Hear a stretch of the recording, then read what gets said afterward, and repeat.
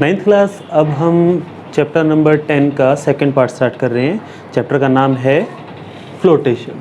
ठीक है, first part हमने जो किया था वो था ग्रेविटेशन के बारे में। तो ग्रेविटेशन चैप्टर में हमने जो सीखा था वो था Newton's law of gravitation.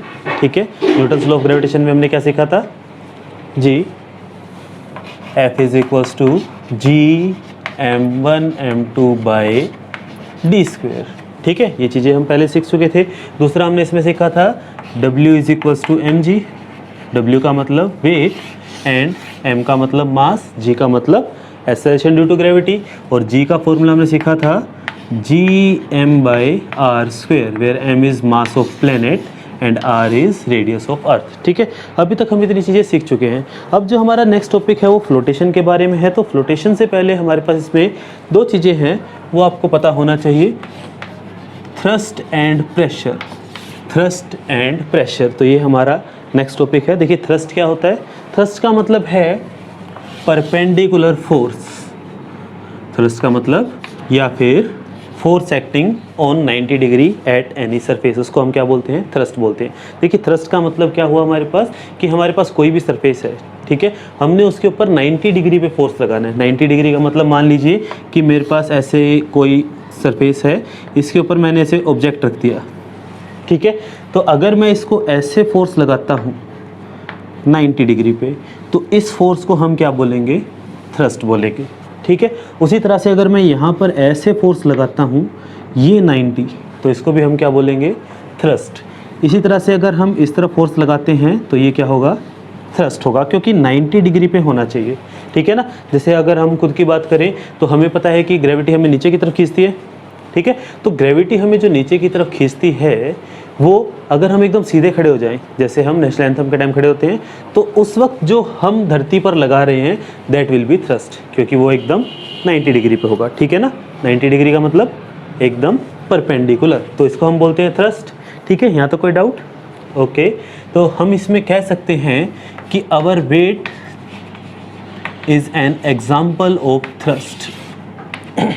Okay, weight is an example of thrust. Okay, उसके बाद हमारे पास जो नेक्स्ट टर्म है वो है प्रेशर। तो प्रेशर का मतलब होता है इफेक्ट। प्रेशर का मतलब है इफेक्ट ऑफ थ्रस्ट, कि हमने जो थ्रस्ट लगाया उसका इफेक्ट कितना आ रहा है, या फिर हमने जो फोर्स लगाया उसका इफेक्ट कितना आ रहा है, क्योंकि thrust is a force, thrust भी तो फोर्स ही है। हाँ, वो फोर्स कौन से वाली है, फोर्स एट 90 डिग्री। तो थ्रस्ट को हम क्या कहेंगे, परपेंडिकुलर फोर्स, या फिर फोर्स जो सरफेस के 90 डिग्री पे लग रही है। ठीक है ना, ओके। तो प्रेशर क्या होगा, प्रेशर होगा उस फोर्स का इफेक्ट क्या आता है। ठीक है, अब इसको देखिए समझते हैं हम थोड़ा सा। मान लीजिए कि मेरे पास ऐसे कोई एक प्लेन सरफेस है, एक दीवार है। ठीक है, इस तरह से हमारे पास एक दीवार है। ओके, तो मैंने इसमें क्या किया, मुझे इसमें कील ठोकनी है। ठीक है ना, मुझे इसके अंदर क्या करना है, एक कील को ठोकना है। या फिर हम इसमें एग्जांपल ले लेते हैं कि मान लीजिए जैसे मेरे पास ये है। ठीक है, ये पेचकस का ऊपर वाला हिस्सा है। ठीक है, मुझे इसको इसके अंदर ठोकना है। ओके, तो अगर हम इसको थोड़ा ध्यान से देखें तो इसका ये वाला जो एरिया है, ठीक है, इसका जो आगे वाला एरिया है ये वाला, तो इसको अगर हम यहाँ पर ऐसे रख के और यहाँ से अगर हम हैमर से ठोकते हैं, पहला केस।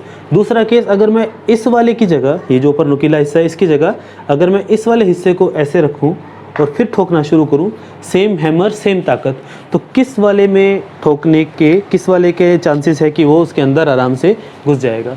तो आपका सिंपल सा आंसर होगा कि सर जिसके अंदर नोक है, ठीक है, जो पॉइंटेड है उसका होगा। तो फोर्स दोनों में सेम था, लेकिन इफेक्ट ज़्यादा किस में आया, that depend on the shape of the object on which we are applying force. Okay, तो इफेक्ट आता है, बिल्कुल आता है। ठीक है, दूसरा एग्जांपल लेते हैं। मान लीजिए कि आसपास एकदम मिट्टी फैली हुई है, थोड़ी हल्की मिट्टी का रखा है हमने उसको खोद के।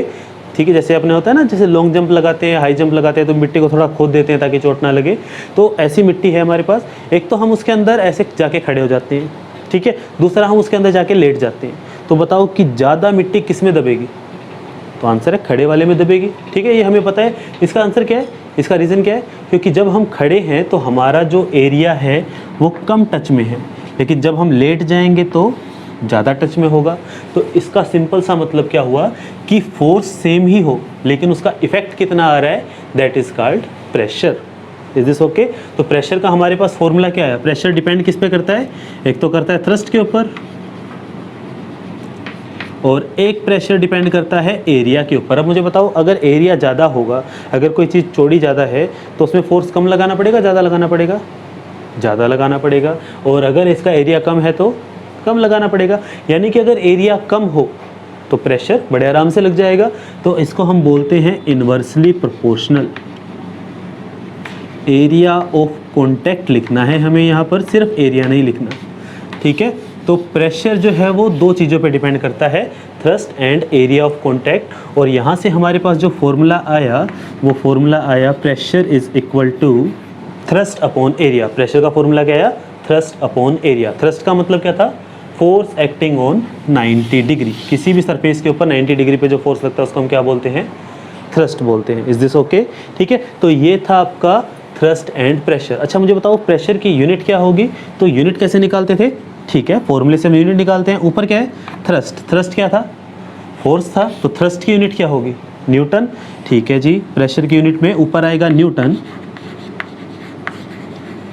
डिवाइड में एरिया की यूनिट क्या होती है? Metre square. तो प्रेशर की यूनिट आई न्यूटन पर मीटर स्क्वायर और इसका हमने छोटा नाम क्या रख दिया? पास्कल, जिसका सिंबल हम यूज़ करते हैं PA।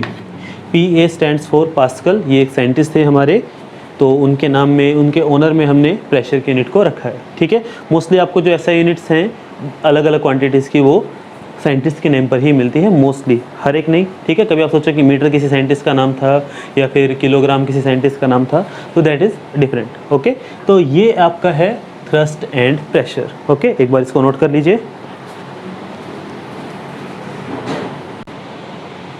ये है कुछ डेली लाइफ एप्लीकेशंस जो हम प्रेशर के लिए ऑब्ज़र्व करते हैं। हम ये चीज़ें काफ़ी ऑब्ज़र्व की हैं हमने, आपने की हुई होगी इनको। तो इसमें देखो सबसे पहले क्या है?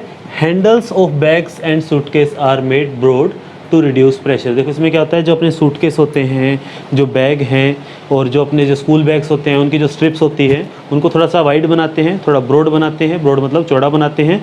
चौड़ा बनाने से उसका क्या होगा? एरिया ज़्यादा हो जाएगा। और अगर एरिया ज़्यादा है, अगर एरिया ज़्यादा है तो इन्वर्सली प्रोपोर्शनल था ना, तो प्रेशर कम हो जाएगा। देखो बकेट जो है या बैग है या सूटकेस है, उसके अंदर जितना हमने मटेरियल डालना है वो तो फिक्स है, ठीक है ना, यानी कि उसमें डलने वाला मास फिक्स। और अगर मास फिक्स तो W is equals to mg, W is equals to mg, ये भी फिक्स, ठीक है ना, ये भी फिक्स हो जाएगा। तो वेट तो उसका फिक्स हो गया, वेट यानी थ्रस्ट जो हमने बात की थी, नीचे की तरफ फोर्स लगता है। तो फोर्स तो हम कम नहीं कर सकते, लेकिन हम चाहते हैं कि हम पे प्रेशर कम फील हो, तो उसके लिए हम क्या करेंगे? एरिया को बढ़ा देते हैं। एरिया बढ़ाने से क्या होगा? प्रेशर कम हो जाएगा। ठीक है, उसी तरह से बिल्डिंग्स जो हैं, जो नई नई बिल्डिंग बनती है तो उसका जो फाउंडेशन होती है, उसका बेस होता है जिसको हम नींव बोलते हैं, तो नींव को काफ़ी ब्रॉड बनाते हैं, चौड़ा बनाते हैं। ठीक है, आप इसमें देखते भी हैं जो कंस्ट्रक्शन होती है उसमें जो नींव वाली दीवार होती है उसको 9 इंच बनाया जाता है।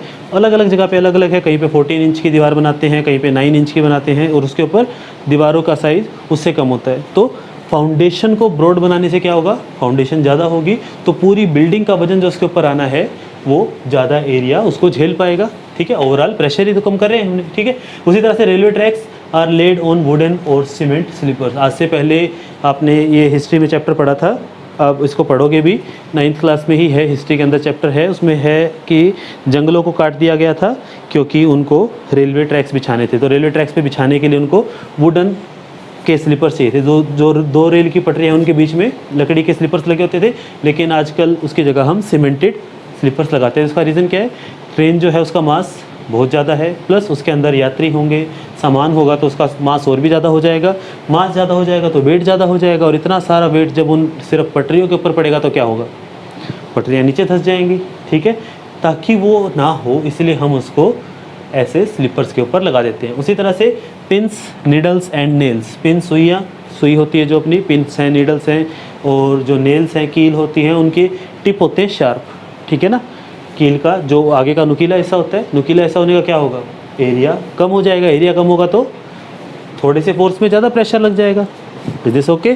ठीक है। उसी तरह से cutting tools have sharp edges, जो काटने वाले टूल्स होते हैं, जैसे हमने आरी है या फिर आप सब्जी काटने के लिए चाकू यूज़ करते हैं। क्वेश्चन आता है कि कौन सा चाकू ज़्यादा बेस्ट है, ब्लंट या शार्प? कि एक तो चाकू है जो थोड़ा खुरदरा सा है और एक जो एकदम शार्प है, तो बढ़िया कौन सा है?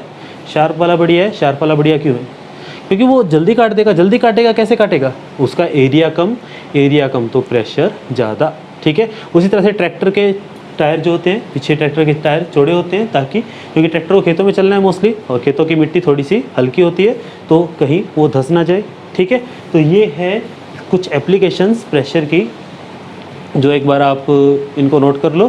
क्वेश्चन एज इट इज़ आते हैं इसके ऊपर। ठीक है। ये जो जितने मैंने पॉइंट्स लिखे इन सबके साथ वाई लग जाता है, तो आपको उसको बताना है कि क्या रीज़न है कि ऐसा होता है। ठीक है। एक बार आप इसको नोट कर लो। नेक्स्ट टॉपिक है हमारा प्रेशर इन फ्लूइड्स। फ्लूइड मतलब विच कैन फ्लो। ओके। तो फ्लो कौन कौन कर सकता है? तो आंसर है liquid and gas. Liquid flow कर सकती है, पानी फ्लो करता है, बिल्कुल करता है, और गैसेस, हाँ गैसेस भी फ्लो करती है। ठीक है ना। तो फ्लूइड्स क्या होते हैं अपने पास? सबसे पहले तो अपने को पता हो कि फ्लूइड क्या है। तो fluids are the chemicals, the substance, the material which can flow. Liquids and gases को हम फ्लूइड बोलते हैं। ठीक है। अब हमारे पास है प्रेशर इन फ्लूइड्स। क्या फ्लूइड्स में प्रेशर लगता है? क्या लिक्विड और गैस भी प्रेशर लगाती हैं? क्या वो एक्सर्ट करती है प्रेशर? तो बिल्कुल हम इस चीज़ को चेक करते हैं, प्रैक्टिकली चेक करते हैं। मान लीजिए हमारे पास इस तरह से एक बर्तन है। ठीक है। हमने इसके अंदर ऐसे पानी भर के रख दिया। ठीक है। मान लेते हैं इसके अंदर वाटर है, सबसे सिंपल एग्जांपल। ओके। दूसरी चीज़, मान लेते हैं कि इसकी हाइट है 1 मीटर मान लेते हैं, तो 1 मीटर की टंकी में हमने पानी भर रखा है। ठीक है। दूसरी चीज़ क्या है कि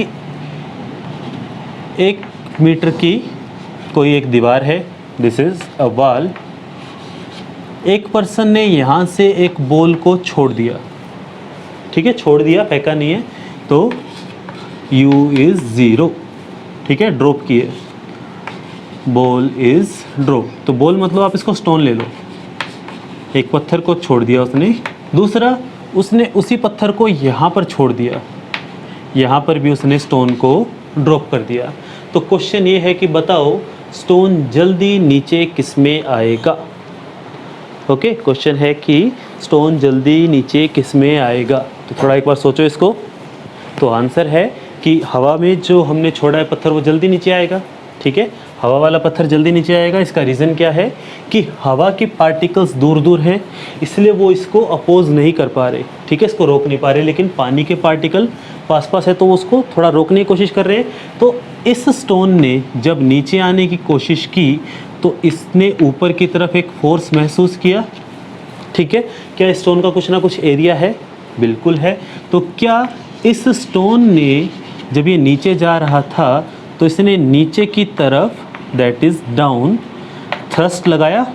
what is thrust? Force at 90 degree. अब आप पानी के अंदर पत्थर छोड़ोगे तो टेढ़ा मेढ़ा तो नहीं जाएगा, छोड़ना है, फेंकना नहीं है। ठीक है। तो इसने डाउन थ्रस्ट लगाया कुछ ना कुछ। ठीक है। बिल्कुल लगाया। और जब ये नीचे की तरफ आ रहा था, तो पानी ने इसको रोकने की कोशिश की, तो इसने इसके ऊपर की तरफ अपवर्ड में थ्रस्ट लगाया। ठीक है। थ्रस्ट है। और क्या इस पत्थर का कुछ ना कुछ एरिया भी है? तो थ्रस्ट भी है और एरिया भी है। और हमने प्रेशर का फॉर्मूला क्या पढ़ा था? Thrust upon area. तो इसका मतलब प्रेशर तो लग रहा है। ठीक है। प्रेशर लगा कौन रहा है? आंसर है वाटर। वाटर के जो पार्टिकल्स है वो पास पास है, उसके वजह से उसके ऊपर लग रहा है फोर्स। बिल्कुल लग रहा है। तो इसका मतलब क्या हुआ कि जब भी फ्लूइड के अंदर कोई चीज़ होती है तो उसके ऊपर प्रेशर लगता है। Is this okay? ठीक है। तो फ्लूइड का मतलब क्या हुआ? सबसे पहली बात, विच कैन फ्लो। तो हमारे पास जो सबसे कॉमन फ्लूइड है वो कौन से हैं? एयर, वाटर, सबसे ज़्यादा हम वही यूज़ करते हैं। ठीक है। अच्छा जी, क्या हनी, शहद भी एक फ्लूइड है? तो आंसर है बिल्कुल है, Honey is liquid. Is this okay? हाँ, उसकी डेंसिटी ज़्यादा है तो अलग बात है। क्या मरकरी एक फ्लूइड है? तो mercury is the liquid metal, तो वो भी एक फ्लूइड है। ओके।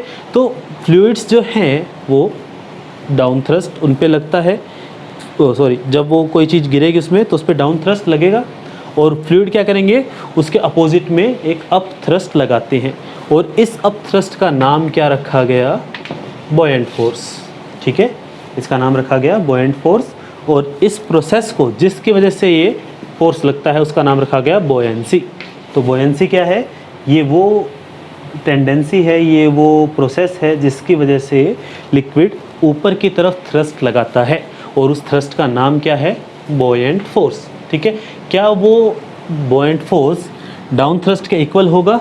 तो हो भी सकता है, नहीं भी हो सकता। तो इसमें अपने पास केसेस आते हैं जब डाउन थ्रस्ट और अप थ्रस्ट बराबर हो जाए, तो इसका मतलब ना तो ऊपर जाएगा ना नीचे जाएगा, या फिर एक बार उसने नीचे गिरना शुरू कर दिया तो यूनिफॉर्म स्पीड से आएगा। ठीक है, या फिर जब डाउन थ्रस्ट ज़्यादा हो और अप थ्रस्ट कम हो, तो इसमें क्या होगा? ऑब्जेक्ट नीचे की तरफ वाला फोर्स ज़्यादा है तो इसमें डूब जाएगा। ठीक है, इसके अंदर हम बोलते हैं एट इक्विलिब्रियम। इक्विलिब्रियम का मतलब क्या होता है?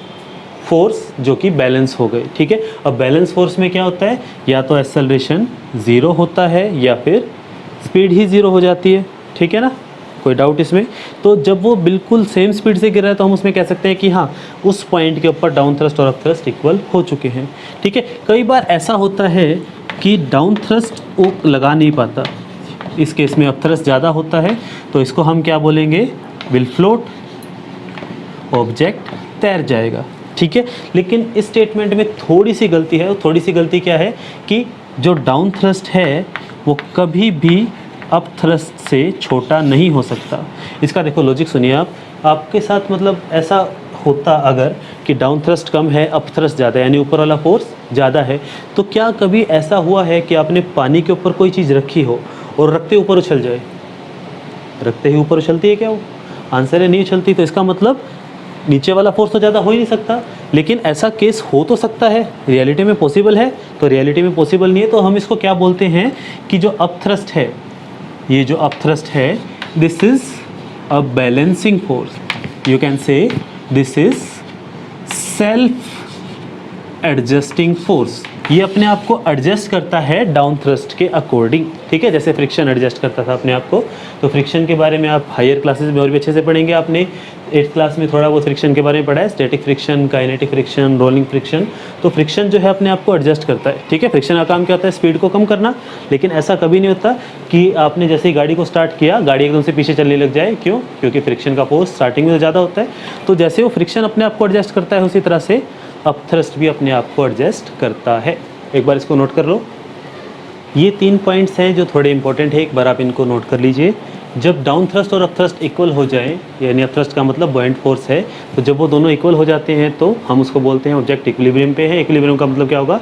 Net force zero. ओके, और दूसरा है जो अपने पास, अगर डाउन थ्रस्ट ज़्यादा हो जाए, अप थ्रस्ट कम हो, तो इसका मतलब ऑब्जेक्ट डूब जाएगा, यानी कि नीचे वाला फोर्स ज़्यादा है और ऊपर वाला फोर्स कम है, तो इसका मतलब डूब जाएगा। और डाउन थ्रस्ट ज़्यादा, अप थ्रस्ट कम, तो ऑब्जेक्ट डूब जाएगा। लेकिन अगर डाउन थ्रस्ट कम और अप थ्रस्ट ज़्यादा, जो कि हमने देखा कि प्रैक्टिकली पॉसिबल नहीं है, तो हम इसको क्या बोलते हैं? अप थ्रस्ट अपने आप को एडजस्ट करेगा डाउन थ्रस्ट के अकॉर्डिंग। ठीक है, मान लीजिए कि एक ऑब्जेक्ट है, एक लिक्विड है जो मैक्सिमम 50 न्यूटन का अप थ्रस्ट लगा सकता है। ठीक है, तो जैसे ही डाउन थ्रस्ट की वैल्यू 10 होगी, जब वो नीचे की तरफ डूबना शुरू होगा, तो अप थ्रस्ट की अपनी वैल्यू कितनी कर लेगा? 10 कर लेगा। फिर जैसे ही डाउन थ्रस्ट की वैल्यू 20 होगी, तो वो अपनी वैल्यू को 20 कर लेगा। और इस तरह से अपनी वैल्यू को कब तक एडजस्ट कर पाएगा वो? जब तक कि 50 ना हो जाए। ठीक है ना, तो इस तरह से हम इन क्वेश्चंस को देखते हैं। तो आपको ये देखते ही पता लग जाना चाहिए कि ऑब्जेक्ट जो है वो तैरेगा या डूब जाएगा। अगर मैं आपसे पूछता हूँ कि हमने पानी के अंदर लकड़ी को डाल दिया और लकड़ी डूब गई, तो इसका मतलब क्या हुआ? तो इसका मतलब ये हुआ कि डाउन थ्रस्ट उस पर कम लग रहा है और अप थ्रस्ट उस पर ज़्यादा लग रहा है। ठीक है, तभी तो वो तैर पा रही है। Is this okay? ओके, तो अब अपने पास आता है कि हमारे पास डाउन थ्रस्ट का फॉर्मूला क्या होगा। तो डाउन थ्रस्ट लगता किस पे है? तो आंसर ऑब्जेक्ट पे लगता है। ऑब्जेक्ट ही तो डूब रहा है, तो डाउन थ्रस्ट क्या है? ऑब्जेक्ट जो लगा रहा है। और अप थ्रस्ट क्या है? That fluid. ठीक है, अच्छा जी, थ्रस्ट का फॉर्मूला क्या था? Thrust is weight, that is mg। और फ्लूइड वाले में भी क्या आएगा? mg ही आएगा। लेकिन ये m किसका है? Mass of object. और ये वाला m क्या है? Mass of fluid. कितना फ्लूइड? जो इसने हटाया। ठीक है, अब इस चीज़ को आप 10th क्लास के अंदर आता है सरफेस एरिया एंड वॉल्यूम, उसके अंदर आप सीखेंगे कि वॉल्यूम्स इक्वल होते हैं। थोड़ी देर में हम उसको करेंगे आर्किमिडीज प्रिंसिपल के नाम से, ठीक है। तो इसका अगर हम फॉर्मूला की बात करते हैं तो डाउन थ्रस्ट का फॉर्मूला क्या होगा? डाउन थ्रस्ट का फॉर्मूला होगा MOG, where O is object, and up thrust का फॉर्मूला होगा MLG, where L is liquid. Okay, दूसरी चीज़ आपने पढ़ा हुआ है कि density is equals to mass upon volume होता है, ठीक है। Density is equals to mass upon volume, density यानी कि D is equals to M upon V। तो अगर मैं इसकी क्रॉस मल्टीप्लाई कर दूं तो M कितना आएगा? DV, डेंसिटी इंटू वॉल्यूम, ठीक है। आप उसको वहाँ पुट कर दीजिए तो डाउन थ्रस्ट की वैल्यू कितनी आएगी? डाउन थ्रस्ट की वैल्यू आएगी density of object into volume of object into G। उसी तरह से अप थ्रस्ट की वैल्यू क्या आएगी? डेंसिटी ऑफ लिक्विड इंटू में वॉल्यूम ऑफ लिक्विड इंटू में G।